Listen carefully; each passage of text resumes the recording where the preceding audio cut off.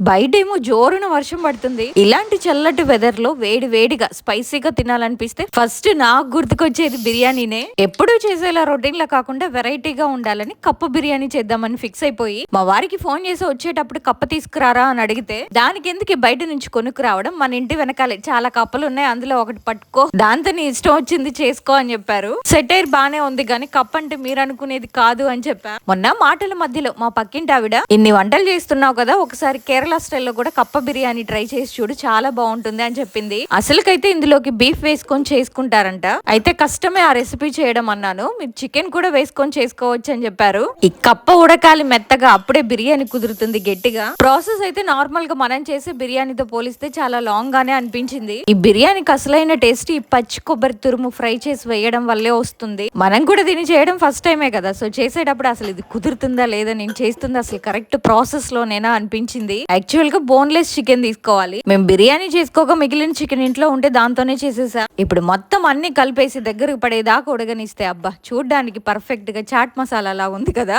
అంతేనండి, వేడి వేడిగా కప్ప బిర్యానీ అయితే రెడీ అయిపోయింది. ఇది వేడిగా తింటేనే బాగా టేస్ట్ ఉంటుందంట. దీనిపైన కొన్ని సన్నగా తరిగిన ఉల్లిపాయలు, నిమ్మకాయ పిండుకొని తింటేనా బాగుందండి. ఫస్ట్ టైం తిన్న మాకైతే నచ్చింది. ఈ రెసిపీ చూసిన తర్వాత మీకేమనిపించిందో కామెంట్ చేయండి. అలాగే మీకు గనక దొరికితే తప్పకుండా ఒకసారి ఈ రెసిపీని ట్రై చేయండి. డామ్ షూర్ గా చెప్తున్నా మీకు కూడా నచ్చుతుంది.